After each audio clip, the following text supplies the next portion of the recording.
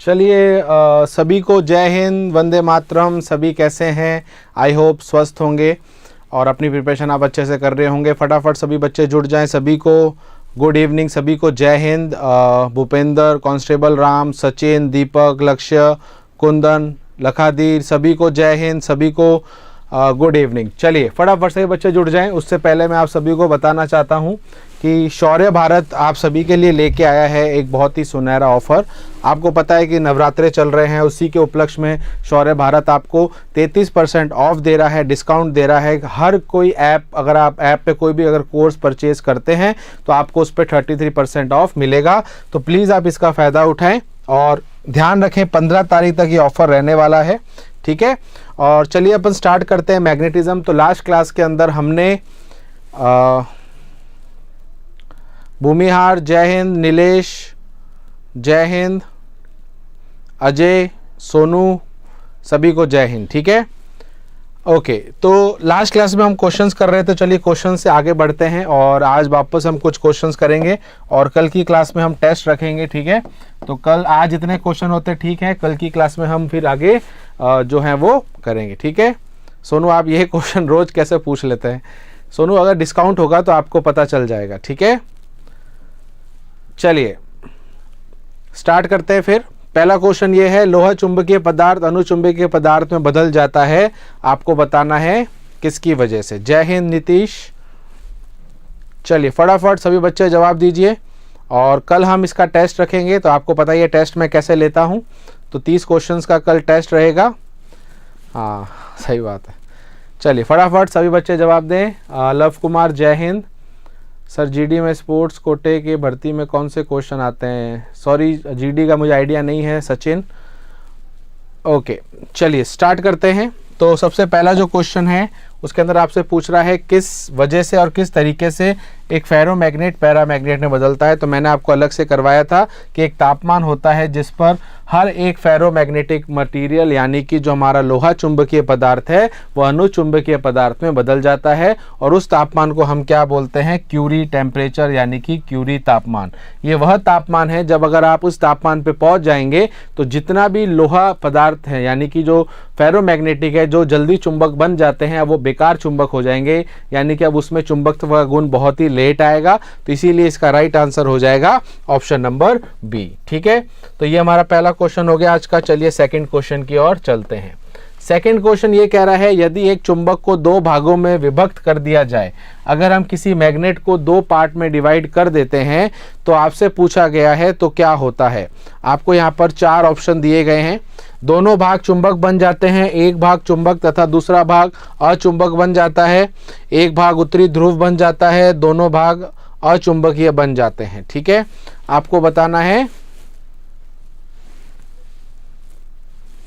Sir आप कोई help कर सकते हैं मेरे? आपको क्या हेल्प चाहिए सचिन? देखिए जीडी के अंदर मैं पढ़ाता नहीं हूँ सचिन, ठीक है।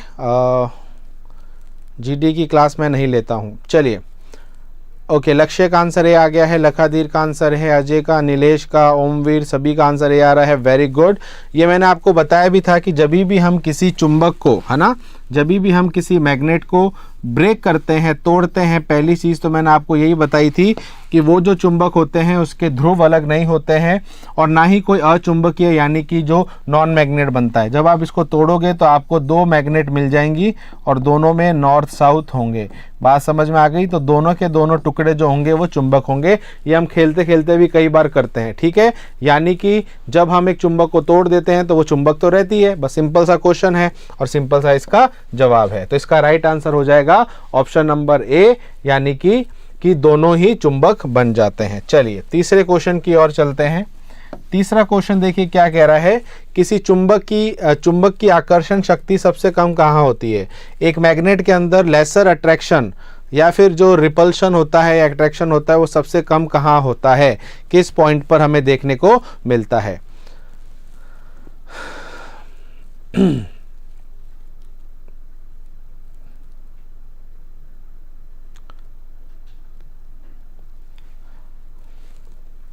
आर्मी टेक्निकल में आता है क्या? क्या आता है? आर्मी टेक्निकल में पक्का आएगा। एक आर्मी टेक्निकल की क्लास है ये, ठीक है। सर कोई लिंक आप दे सकते हो जीडी वाले ऑल इंडिया स्पोर्ट्स कोटे में। देखिए आप एक काम करिए, शौर्य भारत का आपको एक नंबर मिलेगा, टोल फ्री नंबर आपको ऐप पे मिल जाएगा या नेट पे आप देख लेना, शौर्य भारत पे आप कॉल करिए, पूछिए ये मेरी क्वेरी है और इससे रिलेटेड मुझे अगर कोई हेल्प चाहिए तो आप कैसे हम कर सकते हैं, ठीक है। तो आपको वहाँ पर हेल्प मिल जाएगी, ठीक है। चलिए सभी का सर आर्मी टेक्निकल की ही क्लास चल रही है, तो आर्मी टेक्निकल से रिलेटेड ही चीज़ें हम पढ़ रहे हैं, ठीक है नितिन। ओके चलिए सभी बच्चों का आंसर बी आ रहा है, वेरी गुड। तो बहुत सिंपल सी चीज़ आपको ध्यान रखनी है कि जब भी हम चुंबक की बात करते हैं तो एक चुंबक के अंदर दो ध्रुव होते हैं, दो पोल होते हैं, एक नॉर्थ और एक साउथ, और ये चुंबक का केंद्र होता है, सेंटर होता है। तो ध्यान रखना जो ध्रुव होते हैं वहाँ की प्रबलता, वहाँ की जो शक्ति होती है वो ज़्यादा होती है उस अट्रैक्शन की या रिपल्शन की। जो भी शक्ति की हम बात करते हैं, चुंबकीय गुण की हम बात करते हैं, वो ध्रुवों पर सबसे ज़्यादा होती है और केंद्र पे सबसे कम होती है। ये क्वेश्चन कई बार अगर आपको ऐसे भी पूछ सकते हैं कि सबसे ज़्यादा चुंबक के अंदर जो गुण होता है, शक्ति होती है, वो कहाँ होती है। तो ध्यान रखना यहाँ पर कि जो अपने पोल होते हैं, जो अपने ध्रुव होते हैं, वहाँ पर चुंबक का आकर्षण सबसे ज़्यादा होता है। और जैसे जैसे आप चुंबक के केंद्र की तरफ जाते हैं, सेंटर की तरफ जाते हैं, तो वो जो आकर्षण बल है, वो जो आकर्षण प्रभाव है, वो धीरे धीरे आपका कम होता चलता जाता है, ठीक है। तो इसीलिए इसका राइट आंसर हो जाएगा मध्य में, यानी कि मिडल में। और ये बहुत ही अच्छा सा प्रश्न है, तो इसको अच्छे से याद कर लीजिएगा, ठीक है। और बाकी सभी बच्चों ने बिल्कुल सही जवाब भी दिया है। चलिए फोर्थ क्वेश्चन की ओर चलते हैं। फोर्थ क्वेश्चन कह रहा है चुंबकीय क्षेत्र मैग्नेटिक फील्ड का इनमें से मात्रक यानी कि यूनिट कौन है। गॉस, वेबर, हेनरी या डोमेन। आपको बताना है इनमें से कौन सा मैग्नेटिक फील्ड का मात्रक है बताना है, नहीं बताना है, ठीक है। चलिए फटाफट इसका जवाब दीजिए। गॉस, वेबर, हेनरी या डोमेन, इनमें से कौन सा चुंबकीय क्षेत्र का मात्रक है। चलिए फटाफट सभी बच्चे जवाब दें। Okay very good. ए बच्चे कह रहे हैं, बी भी आंसर आ रहा है, गणेश भी कह रहे हैं, नीलेश भी कह रहे हैं, ए भी आ रहा है, सोनू भी कह रहे हैं, ठीक है। तो ये एक थोड़ा सा अच्छा क्वेश्चन है, ट्रिकी क्वेश्चन है, बिकॉज आपको यहाँ पर ऑप्शन के अंदर कहीं पर भी टेस्ला देखने को नहीं मिला है। टेस्ला आपको देखने को नहीं मिला है। तो आपको तो ये याद है कि सर चुंबकीय क्षेत्र टेस्ला में नापते हैं, पर मैंने आपको एक और चीज़ बताई थी, टेस्ला जो होती है वो एसआई मात्रक होता है। कौन सा मात्रक होता है? एसआई, यानी कि ये स्टैंडर्ड इंटरनेशनल है। जब अपन चुंबकीय क्षेत्र की सीजीएस मात्रक में, सीजीएस पद्धति में देखते हैं तो वो होता है गॉस। क्या होता है? गॉस। तो इसलिए गॉस इसका राइट आंसर होगा। रही बात वेबर की, वेबर जो होता है, ये मैंने आपको बताया था, ये फ्लक्स यानी कि चुंबकीय फ्लक्स का मात्रक होता है। हेनरी जो होता है वो स्व प्रेरण का होता है, इंडक्शन का होता है, जो आपको नहीं पूछते हैं, वैसे अभी यहाँ पर आया नहीं है। और डोमेन मैंने आपको पहले भी बताया था कि जो डोमेन होते हैं वो असल में एटम होते हैं, जो आपको कहाँ पर मिलते हैं? फेरो मटेरियल में। जो फेरो मैग्नेटिक लोहा चुंबकीय पदार्थ जो होते हैं, उसके अंदर जो एटम होते हैं, परमाणु होते हैं, वो एक तरीके से चुंबक जैसे कार्य करते हैं और उसको हम बोलते हैं क्या? डोमेन। ठीक है। तो डोमेन वैसे तो कोई भी मात्रक नहीं है, यूनिट नहीं है, तो ये ऑप्शन तो आप ऐसे भी काट सकते हैं। ठीक है।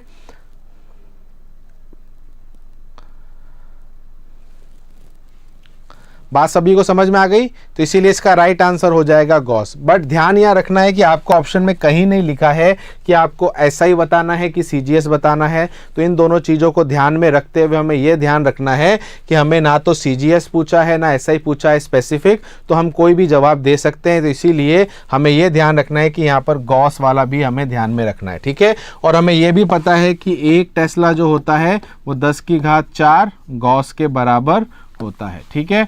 तो ये वाला क्वेश्चन भी यहां से बन सकता है। तो इसका राइट आंसर हो जाएगा ऑप्शन नंबर ए। चलिए फिफ्थ क्वेश्चन की ओर चलते हैं। आपको यहां पर 4 पदार्थ दिए हुए, इनमें से कौन सा फेरस मैग्नेटिक नहीं है, यानी कि लोहा चुंबकीय पदार्थ इनमें से कौन सा नहीं है। आयरन सभी को पता है, लोहा, निकल, कॉपर, जिसको हम, है ना, कॉपर जो हो गया, उसके बाद कोबाल्ट हो गया। आपको बताना है इनके अंदर से कौन सा लोहा चुंबकीय पदार्थ नहीं है, आपको बताना है जो नहीं है। ठीक है। चलिए फटाफट सभी बच्चे जवाब देंगे। आयरन, निकल, कॉपर, कोबाल्ट, इनमें से कौन सा फेरोमैग्नेटिक मटेरियल नहीं है? फिफ्थ का आंसर सी आ रहा है, वेरी गुड। अच्छा, अगर आप सी कह रहे हैं तो मुझे बताएं सी कैसा है, सी कौन से तरीके का मटेरियल है? क्या सी पैरामैग्नेटिक है कि डायमैग्नेटिक है? इसका भी जवाब मुझे दें। अगर आप सी जवाब दे रहे हैं कि सर सी हमारा लोहा चुंबकीय नहीं है, तो सी हमारा क्या है बताओ, सी कौन सा पदार्थ है? फटाफट इसका जवाब दो, ठीक है। मैक्सिमम बच्चे सी कह रहे हैं, तो बिल्कुल सी आंसर बिल्कुल सही है। यानी कि आपको पता होना चाहिए कि जब अपन फेरोमैग्नेटिक की बात करते हैं तो आयरन, निकल, कोबाल्ट एक साथ आता है, आयरन, निकल और कोबाल्ट। तो आयरन, निकल, कोबाल्ट तो ऑलरेडी ये तीनों आपको दिख रहे हैं, तो आयरन भी है, निकल भी है, कोबाल्ट भी है, बचा आयरन। तो आयरन जो होता है वो फेरोमैग्नेटिक नहीं होता है, यानी कि ये जो होता है ये असल में हमारा चुंबकीय पदार्थ नहीं है, ठीक है। तो ध्यान यहाँ रखना है कि ये क्या होता है, डाया होता है, बिकॉज इसमें चुंबकीय प्रभाव नहीं बनता है, ठीक है। हमें पूछा गया है फेरो, तो इसमें चुंबकीय पदार्थ एक तरीके का नहीं है, ठीक है। बहुत बहुत बहुत कम उसमें चुंबकीय गुण बनता है, उसको हम डाया बोलते हैं, अनुचुंबकीय, ठीक है। तो इसलिए इसका राइट आंसर क्या हो जाएगा, ऑप्शन नंबर सी। चलिए नेक्स्ट क्वेश्चन पे चलते हैं, सिक्स्थ पे।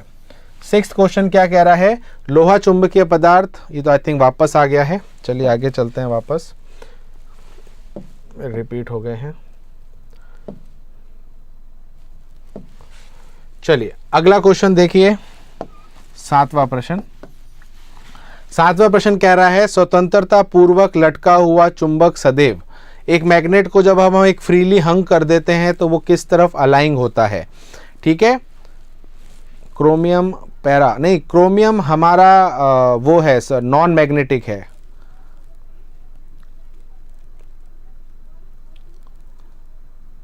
चलिए सातवें की बात करते हैं, स्वतंत्रता पूर्वक लटका हुआ चुंबक सदैव, आपको बताना है सदैव वो किस तरफ अलाइन करता है, किस तरफ वो घूमता है, ठीक है, किस तरफ उसकी दिशा रहती है, ठीक है। सभी का आंसर आ रहा है सी, सी, वेरी गुड। तो यहाँ पर ध्यान रखना है कि बस आपको पता है कि जो चुंबक होती है, अगर आपको कंफ्यूजन ना हो तो आप इसको चुंबकीय सुई का उदाहरण ले लें। चुंबकीय सुई हमेशा नॉर्थ और साउथ की तरफ अलाइन करती है, यानी कि उसी की तरफ उसकी दिशा होती है। तो जिस ऑप्शन में इसके अलावा कोई दिशा आ रही है तो वो तो इसका आंसर वैसे ही नहीं हो सकता। तो साउथ वेस्ट नहीं होगा, दक्षिण पश्चिम नहीं होगा, पूर्ण पश्चिम नहीं होगा, तो आंसर होगा नॉर्थ साउथ। उपरोक्त में से कोई नहीं भी गलत है। तो इसका राइट आंसर क्या हो जाएगा, right answer option number C हो जाएगा, ठीक है। क्रोमियम क्या होगा, क्रोमियम का भी क्वेश्चन आएगा, क्रोमियम नॉन मैग्नेटिक में आएगा, डायामैग्नेटिक में आएगा, ठीक है।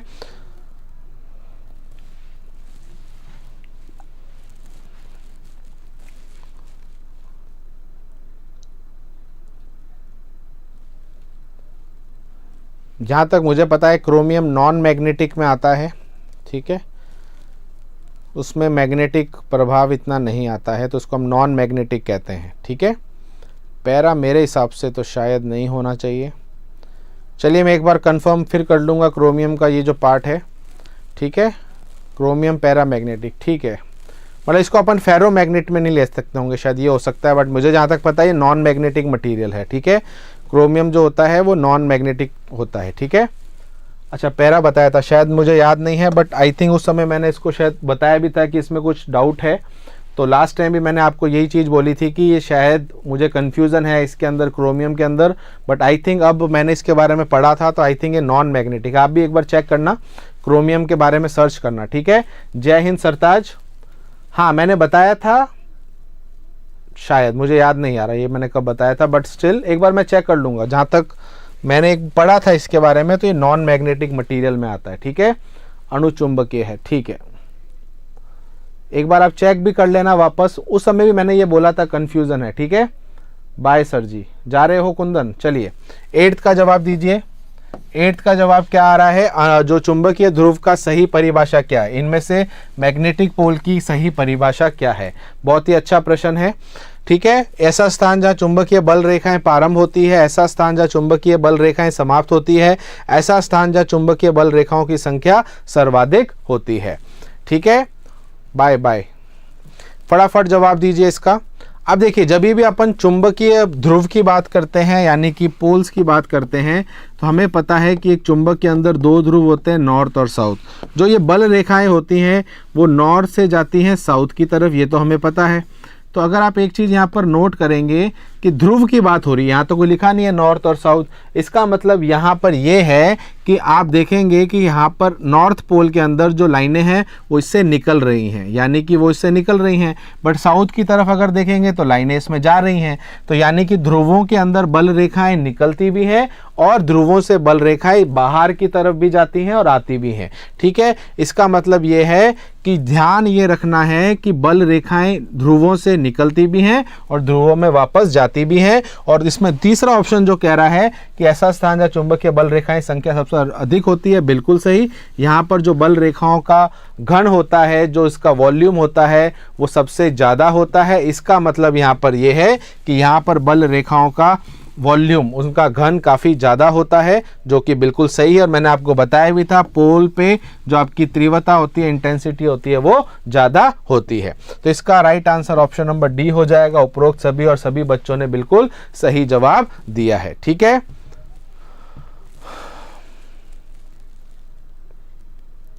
काम आ गया सर जी, मैं एक बाद में ले लूँगा, चलो कोई बात नहीं। ठीक है सर, आपने कॉपर को दिया, क्रोमियम को पैरा, कोबाल्ट को फेरा बताया था सर। हाँ, मैंने उस समय शायद ये भी बोला था कि मैं एक बार बताऊंगा आपको कंफर्म करके, अपनी आगे बात नहीं हुई थी, बिकॉज क्रोमियम और कॉपर दोनों के अंदर हमें कन्फ्यूज़न हो रहा था उस समय भी, मुझे अभी भी थोड़ा बहुत याद है। तो मैंने आपको उस समय भी बोला था, एक बार आप वीडियो को फिर चेक करना, क्रोमियम वाले के अंदर थोड़ा सा हमें कन्फ्यूज़न था उस समय भी। ठीक है, हो सकता है उस समय मैंने इसको पैरा बताया हो, but I think it's dia.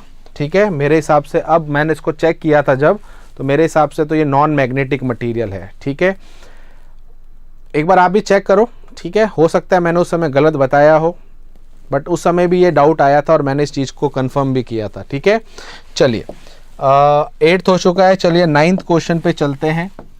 ठीक है, 9th क्वेश्चन क्या कह रहा है, निम्नलिखित में से किस स्थान पर चुंबक का प्रयोग नहीं किया जा सकता। आपको बताना है दिए हुए जगहों में से जहाँ जहाँ हम चुंबक का इस्तेमाल नहीं करते हैं, आपको बताना है वो कौन सी ऐसी जगहें हैं। ठीक है, ऑप्शन नंबर ए कह रहा है आँख में लोहे का कोई कण पड़ जाने पर क्या हम चुंबक का इस्तेमाल करते हैं कि नहीं करते हैं, विद्युत क्रेन में, हाई ब्लड प्रेशर के इलाज में, या उपरोक्त में से कोई नहीं। अब ध्यान रखना इस चीज़ में आपको क्या कि ध्यान ये रखना है कि हमें बताना है चुंबक का उपयोग जहाँ नहीं किया जाता है, यानी कि जहाँ पर हम इसका यूज़ नहीं करते हैं।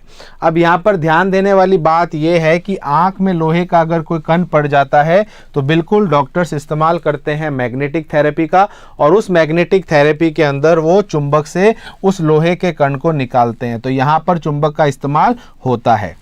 दूसरा ऑप्शन ये कह रहा है कि विद्युत क्रेन में, बिल्कुल विद्युत क्रेन में कोई भी समझ लो कार को उठाना है या कोई भी चीज़ उसको उठानी है तो वहाँ पर वो मैग्नेट का इस्तेमाल भी करता है, तो बिल्कुल इसका बी भी है कि जहाँ पर इस्तेमाल होता है। रहा बात सी का, आप सोचेंगे सर हाई ब्लड प्रेशर में इसका इलाज कैसे होता है, तो देखिए हाई ब्लड प्रेशर तब होता है जब आपकी जो नसें होती हैं, जो आपकी वेन्स होती हैं, वो सिकुड़ जाती हैं। जब सिकुड़ जाती हैं तो प्रेशर उसमें से सही नहीं जाता, जिससे ब्लड प्रेशर बढ़ जाता है। तो हमें इन अपनी जो नसें होती हैं उसको खोलने के लिए हम मैग्नेट थेरेपी यानी कि चुंबकीय जो थेरेपी होती है उसका इस्तेमाल करते हैं, और ये बहुत हाई पॉइंट पर जाके करते हैं जब हमारी सर्जरी हो रही होती है। बट छोटे मोटे थेरेपीज़ के अंदर हम इस मैग्नेट का इस्तेमाल ब्लड प्रेशर के लिए नहीं करते हैं। बट हाँ, क्वेश्चन यहाँ पर ये क्या होता है कि नहीं होता है, तो बिल्कुल होता है। तो इसका आंसर सी भी गलत हो जाएगा, राइट आंसर हो जाएगा उपरोक्त में से कोई नहीं। यानी कि हमें ये बताना था जहाँ पर चुंबक का इस्तेमाल नहीं होता है, तो इन तीनों ऑप्शन में ऐसा कोई ऑप्शन नहीं है जहाँ चुंबक का इस्तेमाल नहीं होता है, तो इसलिए इसका राइट आंसर हो जाएगा ऑप्शन नंबर डी। चलिए नेक्स्ट क्वेश्चन की ओर चलते हैं, 10th। चलिए 10th का आंसर बताएं। चुंबक का उत्तरी ध्रुव सदैव रहता है, मैग्नेटिक का जो नॉर्थ पोल होता है वो हमेशा कहाँ रहता है, भूगोलिक उत्तर दिशा में, भूगोलिक दक्षिणी ध्रुव की ओर, या उपरोक्त दोनों में से, या उपरोक्त में से कोई नहीं। चलिए फटाफट इसका जवाब दीजिए।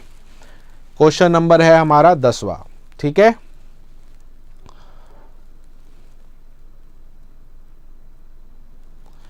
चुंबक का उत्तरी ध्रुव सदैव रहता है, मैग्नेटिक नॉर्थ पोल जो होता है वो हमेशा कहाँ रहता है। 10th का बी कह रहे हैं, वेरी गुड। बहुत ही सिंपल है। देखिए ये मैंने आपको बताया था, दो तरीके के ध्रुव होते हैं, एक होता है आपका चुंबकीय ध्रुव और एक होता है भूगोलिक यानी कि जियोग्राफिकल ध्रुव। तो जब हम देखते हैं कि धरती का जो स्ट्रक्चर है, धरती का जो आकार है, उस हिसाब से अगर देखें तो धरती में ये दो यहाँ पर जो ध्रुव होते हैं, नॉर्थ पोल और साउथ पोल, ये कौन से होते हैं? ये हमारे जियोग्राफिकल यानी कि भूगोलिक होते हैं। और धरती में जो चुंबक है, जो मैग्नेट है, इसके जो ये पोल होते हैं, ये साउथ और नॉर्थ होते हैं। हमें ये पूछा गया है कि मैग्नेटिक नॉर्थ पोल किसकी तरफ होता है, तो मैग्नेटिक नॉर्थ पोल हमारा भूगोलिक साउथ पोल की तरफ होता है।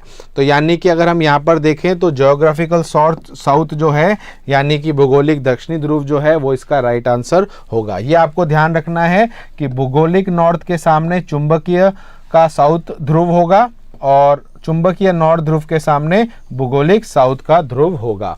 तो इस क्वेश्चन का राइट आंसर हो जाएगा ऑप्शन नंबर बी। और सभी बच्चों ने बिल्कुल सही जवाब भी दिया है। ठीक है, चलिए नेक्स्ट। अब देखो ये वही क्वेश्चन आ रहा है, अभी आगे चलते हैं, आगे में आएगा। अगला क्वेश्चन हमारा कौन सा आ गया? 11th। चलिए 11th क्वेश्चन बहुत इजी क्वेश्चन है, ये हमने थ्योरी में भी पढ़ा था। 11th क्वेश्चन कह रहा है स्थायी चुंबक बनाए जाते हैं, टेम्परेरी मैग्नेट हम किसकी मदद से बनाते हैं? आपको यहाँ अलग अलग पदार्थ दिए गए हैं, इस्पात यानी कि स्टील से, नरम लोहे से, कॉपर से या एल्यूमिनियम से। ठीक है सर, नर्सिंग में कितना लेवल आता है सर, प्लीज़ बता दो। नर्सिंग का लेवल यही है सरताज, यही है, इतना कोई डिफ़िकल्ट लेवल नहीं आता है, बेसिक लेवल आता है। ठीक है, नरम लोहा। वेरी गुड, सभी बच्चों ने बिल्कुल सही जवाब दिया है। देखो जब मैंने आपको चुंबक के बारे में बताया था स्टार्टिंग में, तो मैंने बोला था दो तरीके की चुंबक होती है, एक जो होती है वो होती है टेम्परेरी, एक होती है परमानेंट, यानी कि एक होती है स्थायी, एक होती है अस्थायी। अभी हमसे पूछा गया है क्या? स्थायी। अच्छा यहाँ पर हिंदी में गलत लिखा हुआ है, इंग्लिश में सॉरी। स्थायी का मतलब होता है परमानेंट, या इंग्लिश में गलत है, इंग्लिश में इसको सही कर लेना। ठीक है, मैं फिर यहाँ पर बता देता हूँ, हाँ फिर बता देता हूँ। स्थायी लिखा हुआ है, स्थायी जो होता है वो हमारा परमानेंट होता है। परमानेंट मैग्नेट की यहाँ पर बात हो रही है, तो परमानेंट मैग्नेट के हिसाब से बताएं। ठीक है, अब एक बार इंग्लिश वाले जो देख रहे हैं एक बार ज़रूर वापस जवाब दें। ठीक है, मैंने यहाँ पर इंग्लिश में गलत लिख दिया था। हाँ नहीं, इसका राइट स्थायी को कर देना परमानेंट। ठीक है, अब इसका जवाब दीजिए। ठीक है, इंग्लिश में मैंने गलती से उसको टेम्परेरी लिख दिया था इंग्लिश में नहीं, ये मेरी गलती है, मैं मानता हूँ, यहाँ पर आर्मी को कोई गलती नहीं है। ठीक है, ऐसा कुछ नहीं है, दोनों भाषा मानते हैं। ठीक है, चलिए अब जवाब दीजिए इंग्लिश वाले, अब जवाब दीजिए परमानेंट मैग्नेट्स के लिए हम क्या इस्तेमाल करते हैं? चलिए अब आ रहा है इसका आंसर ए, यानी कि स्टील। तो देखिए सिंपल सी बात ये ध्यान रखनी है कि जब हमने दो तरीके की मैग्नेट पढ़ी थी, एक परमानेंट जो कि हमारी स्थायी होती है, सॉरी टेम्परेरी जो कि हमारी अस्थायी होती है, जो बार बार उसको हमें चुंबकत्व करना पड़ता है। परमानेंट जो हमेशा चुंबक की उसमें पदार्थ रहता है, गुण रहता है। ठीक है, तो जब हम टेम्परेरी की बात करते हैं, अस्थायी की बात करते हैं, तो हम स्टील स्थायी की बात कर रहे हैं ना, टेम्परेरी हमारा अस्थायी हो गया। ठीक है, मैं एक बार लिख लेता हूँ, मुझे भी कंफ्यूज हो रहा है। ठीक है, ये अस्थायी हो गया और ये स्थायी हो गया। ठीक है, तो जब हम स्थायी की बात करते हैं तो वो हमारी परमानेंट है, अब अस्थायी की बात कर रहे हैं तो जब हम परमानेंट बनाते हैं तो हम स्टील का इस्तेमाल करते हैं। ठीक है, तो हम किसका इस्तेमाल करते हैं? स्टील का। ठीक है, तो इसीलिए इसका राइट आंसर हो जाएगा ऑप्शन ए। अस्थायी जब हम बात करते हैं तब हम आयरन की बात करते हैं, सॉफ्ट आयरन की बात करते हैं, तब हमारा आंसर बी होता। बट अभी हम स्थायी की बात कर रहे हैं तो इसीलिए इसका राइट आंसर हो जाएगा ऑप्शन नंबर ए। ठीक है, स्टील। और सभी बच्चों ने बिल्कुल सही जवाब दिया है, इंग्लिश हो या हिंदी आना सही चाहिए, सही बात है। चलें आगे चलते हैं नेक्स्ट क्वेश्चन की ओर। 12th, डी ऑप्शन गायब हो गया, डी ऑप्शन है नन। लोहा चुंबकीय पदार्थों के भीतर परमाणुओं की असंख्य अति सूक्ष्म संरचना को क्या कहा जाता है? In ferromagnetic material the smaller group of atoms is known as. आपको बताना है कि जो लोहा चुंबकीय पदार्थ होते हैं उनके भीतर के जो परमाणु होते हैं उनकी असंख्य अति सूक्ष्म संरचना को हम क्या कहते हैं। और इसके बारे में अभी मैंने आपको क्लास के स्टार्टिंग में भी बताया था, तो अगर किसी ने वो स्टार्टिंग के पॉइंट सुने होंगे तो उसका जवाब वो बहुत आसानी से दे सकता है। ठीक है, और सभी बच्चे बिल्कुल सही जवाब दे रहे हैं। इसको बोलते हैं डोमेन। पहली चीज़, डोमेन जो होते हैं यह कारण होते हैं पदार्थों को चुंबकीय गुण लाने के लिए, यानी कि जो लोहा चुंबकीय पदार्थ होते हैं, फेरोमैग्नेटिक मटेरियल होते हैं, उनमें जो ये मैग्नेटिक प्रॉपर्टी आती है वो इन डोमेन की वजह से आती है। और ये काफ़ी ज़्यादा छोटे होते हैं, अति सूक्ष्म होते हैं, बहुत ही स्मॉलर होते हैं, होते ये परमाणु हैं यानी कि ये एटम होते हैं, तो इसको हम बोलते हैं डोमेन। बाकी सोलोनाइड मैंने आपको कल ही बता दिया था कि एक कॉइल्स होती हैं, एक कुंडली होती हैं। टोरॉइड जो होती है वो इस तरीके की कुंडली को जब हम एक सर्कुलर शेप में डालते हैं, गोलाकार शेप में डालते हैं, तो उसको बोलते हैं। ठीक है, हाँ बिल्कुल सही बोला है। और ये जो डोमेन्स होते हैं इनकी संख्या बिल्कुल सही लिखी है, 10 की घात 18 से, है ना, 10 की घात 18 से 10 की घात 21 तक होती है। ठीक है, ये डोमेन यानी कि संख्या होती है ऐसे परमाणु की। तो आप देख सकते हैं कितने ज़्यादा ये डोमेन्स होते हैं। ठीक है, सर नहीं समझे, समझने हो तो कैसे समझ लो नीतीश। देखो क्या होता है कि ये जो फेरोमैग्नेटिक मटेरियल होते हैं, जिसको हम क्या बोलते हैं, लोहा चुंबकीय पदार्थ, इनके जो परमाणु होते हैं, इनके जो एटम होते हैं, ये असल में इनको चुंबकत्व का जो गुण इनके अंदर आता है, बिकॉज हमें पता है लोहा चुंबकीय पदार्थ जो होते हैं वो जल्दी चुंबकत्व का गुण इनमें आ जाता है। इसका मतलब ये है कि जब हम इनको चुंबकत्व का गुण देते हैं तो वो किसकी सहायता से आते हैं, वो इन छोटे छोटे परमाणुओं की संरचना की वजह से आते हैं। ये जो परमाणु होते हैं यह कारण होते हैं उनको चुंबकत्व का गुण देने के लिए, यानी कि उसके अंदर मैग्नेटिक प्रॉपर्टी लाने के लिए। तो ये जो छोटे छोटे जो होते हैं, जो लगभग इतने सारे होते हैं, आप देख सकते हो 10 की घात 18, 10 की घात 21, तो इन परमाणुओं को ही हम नया नाम दे देते हैं, इनको हम बोल देते हैं डोमेन। क्या समझ में आ गया नीतीश? क्लियर है? बेसिक सी चीज़ है, ज़्यादा इसके डिटेल में हमें नहीं जाना है, बट ऐसा समझना है कि ये जो डोमेन होते हैं, ये जो चीज़ें होती हैं, छोटे छोटे परमाणु होते हैं, सिर्फ फेरोमैग्नेटिक मटेरियल में ही पाए जाते हैं, लोहा चुंबकीय पदार्थों में ही हम इनको पाते हैं। ठीक है, क्लियर है? चलिए नेक्स्ट क्वेश्चन की ओर चलते हैं, 13। चलिए 13वां प्रश्न कह रहा है, विद्युत चुंबकीय प्रेरण के नियमों का उपयोग निम्न में से किसको बनाने में किया जाता है? इलेक्ट्रोमैग्नेटिक इंडक्शन का लॉ हम किसको बनाने में इस्तेमाल करते हैं? ठीक है, ऑप्शन नंबर ए है धारा मापी यानी कि गैल्वेनोमीटर, दूसरा है वोल्ट मीटर, तीसरा है विद्युत मोटर और चौथा है जनरेटर, है ना। तो आपको बताना है इन चारों में से किसके अंदर इलेक्ट्रोमैग्नेटिक इंडक्शन का लॉ लगता है। अब अच्छा प्रश्न है ये, इलेक्ट्रोमैग्नेटिक इंडक्शन 13th का सी कह रहे हैं नीलेश। ओके, और कोई देना चाहता है?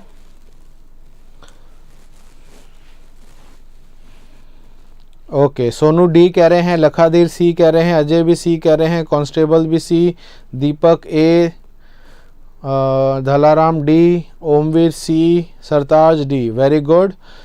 तो जिन्होंने डी बोला है उनका जवाब सही है और जिन्होंने सी बोला है वो गलत है। पहली चीज़ तो मैं आपको पहले ये समझा देता हूँ कि विद्युत चुंबकीय प्रेरण यानी कि इंडक्शन होता क्या है, तब हम समझेंगे जनरेटर क्या है। समझो आपके पास ये दो चुंबक है, ठीक है, ये नॉर्थ है, ये साउथ है, और बीच में एक हमने तार रख दी है। क्या रख दी है? तार, जिसको हम कॉइल बोलते हैं, कुंडली बोलते हैं।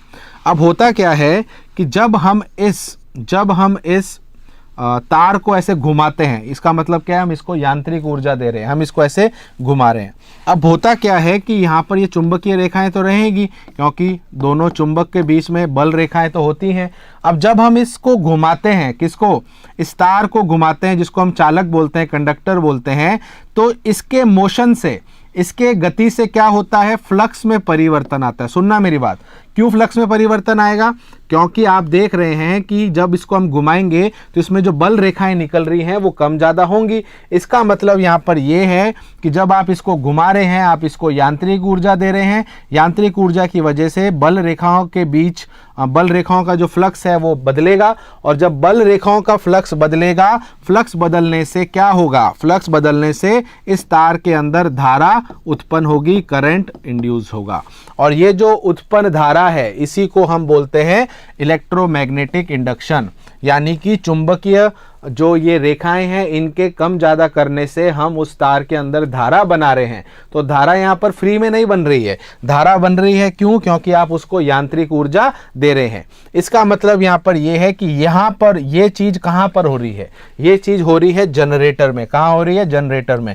जब हम जनरेटर का इस्तेमाल करते हैं तो हम क्या करते हैं? ठीक है, मोटर में कौन सा होता है उस पर भी आता हूँ। मोटर में होता है ये मैग्नेटिक इफेक्ट ऑफ करंट, धारा का चुंबकीय प्रभाव, उस पर भी मैं आता हूं। भी पहले आप इसको समझ लो, ठीक है। तो ये चीज समझ में आ गई। यहां पर आप देख रहे हैं कि आप चुंबकीय प्रभाव से और यांत्रिक ऊर्जा से धारा बना रहे हैं। क्या बना रहे हैं? धारा बना रहे हैं। तो पहली चीज तो यही समझ में आ गई कि इलेक्ट्रोमैग्नेटिक इंडक्शन से धारा बनती है, धारा बनती है। और एक और चीज बता देता हूं, इससे जो धारा बनती है ना, ये एसी करंट होता है। क्या करंट होता है? एसी। तो जनरेटर से मिलने वाली जो धारा है ये एसी होती है। क्या होती है? एसी।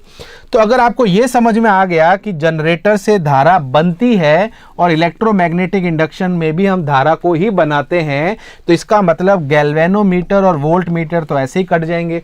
क्यों कट जाएंगे? गैल्वेनोमीटर धारा बनाता नहीं है, धारा को मापता है, धारा को मेजर करता है, ठीक है। वहीं पर वोल्ट मीटर भी इसी पे कार्य करता है। अब रही बात विद्युत मोटर की, तो मोटर की चलो बात करते हैं। अब मोटर का कॉन्सेप्ट अलग है। पहली चीज, मोटर जो होती है आप सभी को पता है वो धारा तो नहीं बनाती, बट प्रश्न अच्छा पूछा है लखादीर ने कि सर वो किस सिद्धांत पर कार्य करती है। तो ध्यान रखना, जो विद्युत मोटर होती है वो धारा का चुंबकीय प्रभाव, धारा का चुंबकीय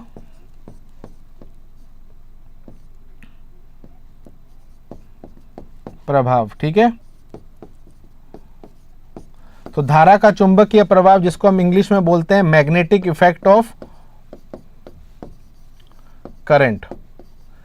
अब ये क्या है, चलो इसको भी समझा देता हूं, बिकॉज अब मोटर की बात हो ही रही है। तो देखिए मोटर में क्या सेटअप होता है। मोटर में यह सेटअप होता है कि अब इस तार के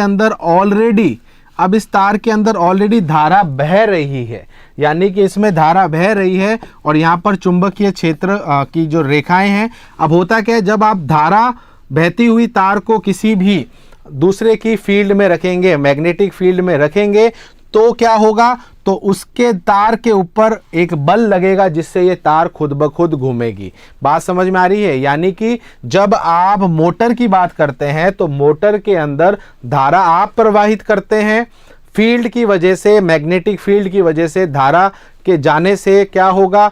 वो जो चुंबकीय फील्ड है वो इस धारा पे क्या करेगी? बल लगाएगी। क्योंकि अब धारा जब भी तार के अंदर बहती है तो वो एक तरीके से चुंबक जैसे करेगी। चुंबक और चुंबक आपस में क्या करेंगे? एक दूसरे पे बल लगाएंगे, फोर्स लगाएंगे। उस फोर्स की वजह से क्या होता है, ये जो आपका तार है, ये जो कंडक्टर है, ये घूमने लग जाएगा। तो मोटर के अंदर हमें, आपको पता है, बिजली हम देते हैं और उससे हम यांत्रिक ऊर्जा यानी कि मैकेनिकल एनर्जी लेते हैं। ठीक है, समझ में आ गया?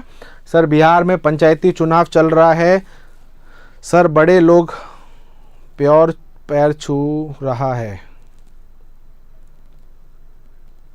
समझ में नहीं आया क्या कह रहे हैं?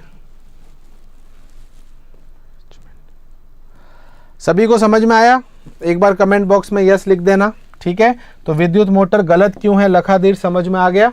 तो जिन्होंने सी बोला है तो वो गलत यूं है बिकॉज आप उसके एप्लीकेशन से ही समझ सकते हैं, उसके नाम से ही समझ सकते हैं। ठीक है, तो इसका राइट आंसर हो जाएगा ऑप्शन नंबर डी। अच्छा प्रश्न था, चलिए आगे चलते हैं।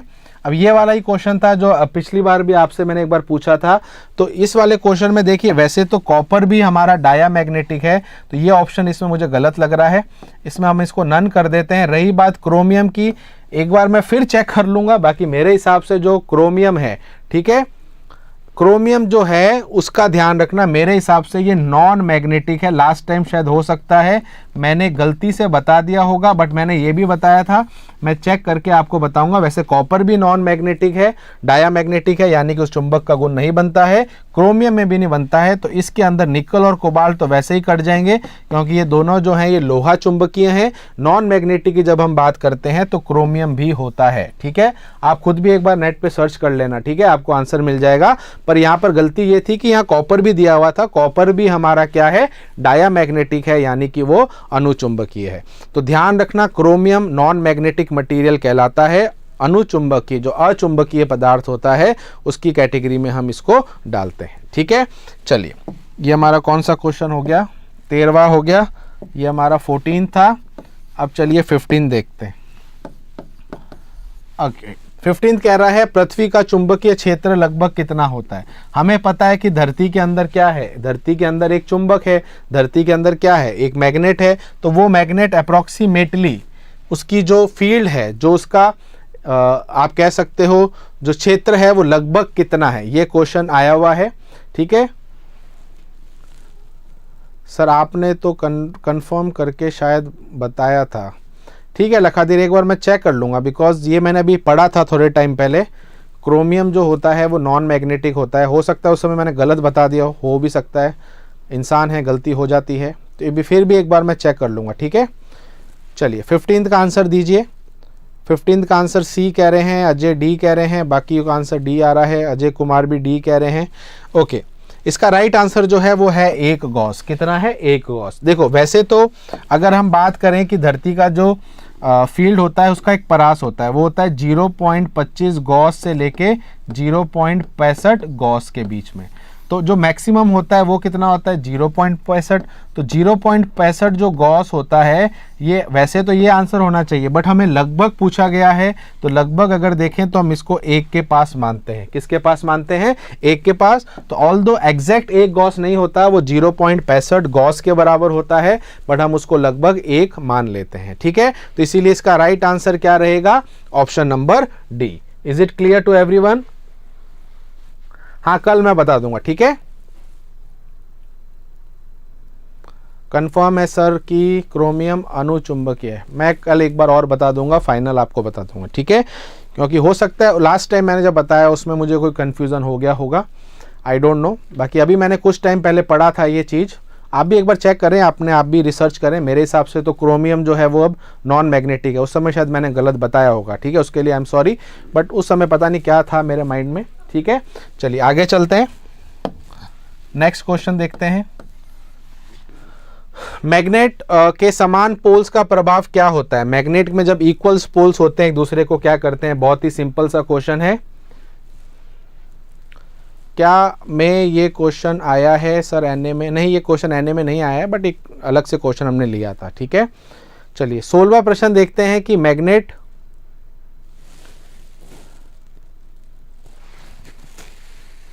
कौन सा क्वेश्चन आया है बबलू कुमार? चेक किए सर, क्या चेक आया, फिर आंसर क्या आया नीलेश? ओके, मैग्नेट जो है उसके पोल जब समान होते हैं, ये मैंने आपको बताया था, बहुत ही सिंपल सा प्रश्न है। अगर आप एक नॉर्थ पोल लेंगे या साउथ पोल लेंगे, और अगर आप नॉर्थ साउथ लेंगे तो ये तो होते हैं असमान ध्रुव। तो असमान ध्रुव हमेशा आकर्षण करते हैं, अट्रैक्ट करते हैं, और जो सेम तरीके के पोल होते हैं वो एक दूसरे को प्रतिकाशित करते हैं, यानी कि रिपेल करते हैं। ठीक है, तो यहाँ पर आपसे पूछा गया है समान पोलों का, तो वो आपकी प्रत्याकर्षण यानी कि रिपेल होगा। तो इसका राइट आंसर हो जाएगा ऑप्शन नंबर ए। ठीक है, चलिए क्रोमियम है, सही है। ठीक है, चेक कर लेना एक बार। नेक्स्ट क्वेश्चन हमारा आ गया 17वां। चलिए 17वां क्वेश्चन बहुत सिंपल है, एक वेबर और मैक्सवेल का रिलेशन आपको बताना है। फटाफट मुझे इसका जवाब दीजिए। एक वेबर कितने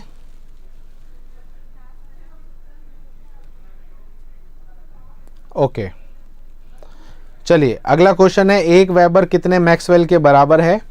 फटाफट क्वेश्चन का जवाब दीजिए। वेरी गुड, बिल्कुल। अगर आप जीरो को गिनेंगे यहाँ 1 2 3 4 5 6 7 8, तो ये 10 की घात 8 है, बट इन्होंने जीरो कर दिया है, तो सिर्फ आपको कंफ्यूज करने के लिए किया है। तो अगर आप ढंग से देखेंगे तो एक वेबर जो होता है वो 10 की घात 8 मैक्सवेल के बराबर होता है। ठीक है, और ये मैक्सवेल और वेबर जो होते हैं ये चुंबकीय फ्लक्स के मात्रक हैं, यानी कि उसके प्रॉपर्टी है। ठीक है, तो इसका राइट आंसर हो जाएगा ऑप्शन नंबर सी। ठीक है, चलिए आज की क्लास में हम सिर्फ इतना ही करेंगे। कल की क्लास में हम एक शॉर्ट टेस्ट रखेंगे इसका।